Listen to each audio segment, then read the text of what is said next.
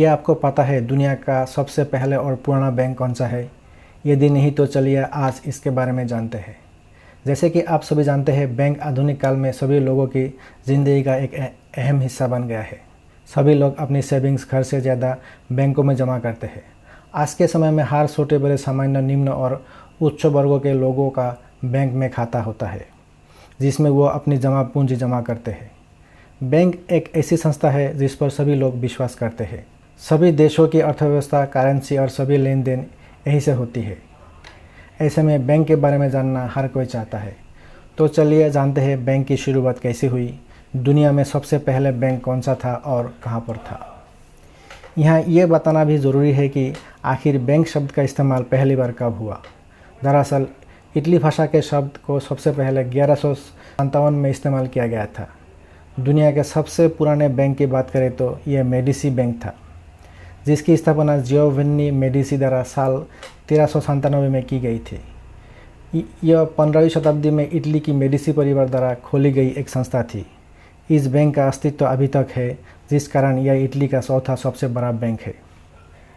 ऐसा माना जाता है कि 2000 ईसा पूर्व से दुनिया में बैंकिंग प्रणाली की शुरुआत की जा चुकी थी। हालांकि यह वर्तमान की तरह बिल्कुल भी नहीं थी। दरअसल उस समय पैसों के उधार लेन देन की प्रथा प्रचलित थी। सौदागर किसान और व्यापारियों को अनाज ऋण देते थे, जिससे वे दूसरे शहर जाकर सामान लाते थे।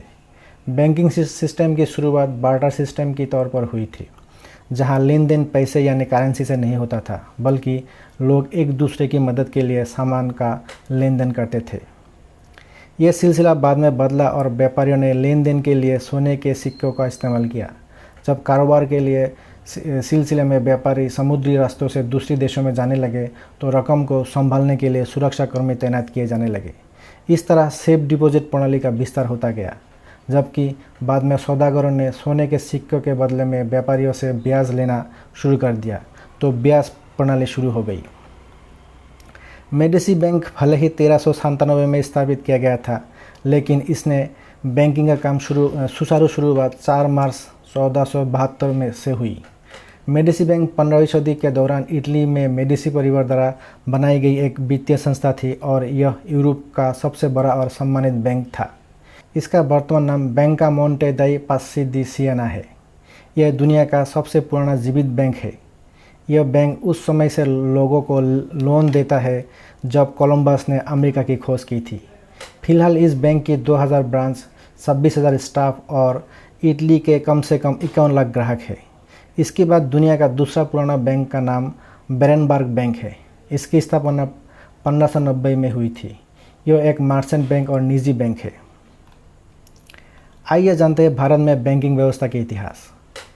भारत का सबसे पहला बैंक 1770 में स्थापित किया गया था और उस समय देश की राजधानी रही कलकत्ता में खोला गया था।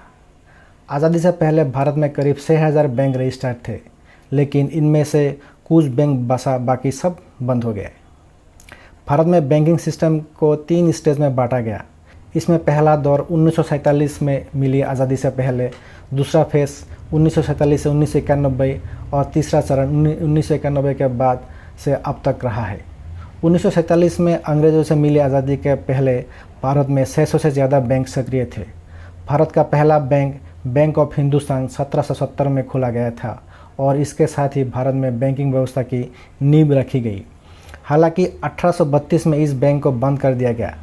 इस अवधि में general bank of India, bank of Bengal, bank of Bombay और बैंक ऑफ मद्रास भी शुरू हुई।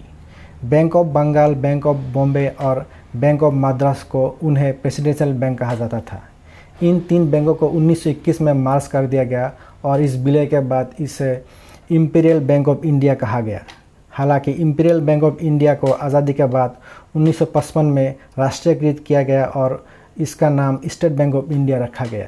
वही देश में बैंकिंग व्यवस्था में सुधार, खामियों, सिस्टम में पारदर्शिता लाने और निगरानी रखने के मकसद से रिजर्व बैंक ऑफ इंडिया की स्थापना की गई। मौजूदा वक्त में देश में SBI सार्वजनिक क्षेत्र का सबसे बड़ा बैंक है।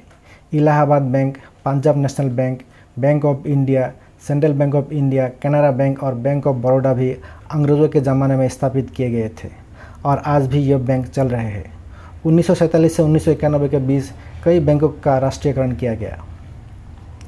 1991 में हुए आर्थिक सुधारों के बाद देश में प्राइवेट बैंकों का आगमन हुआ। इस दौरान सरकार और आरबीआई ने निजी बैंकों को काम करने की इजाज़त दी।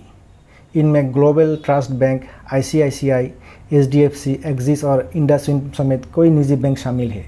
वहीं सरकार ने कुछ विदेशी बैंकों को भी भारत में काम करने की अनुमति दी।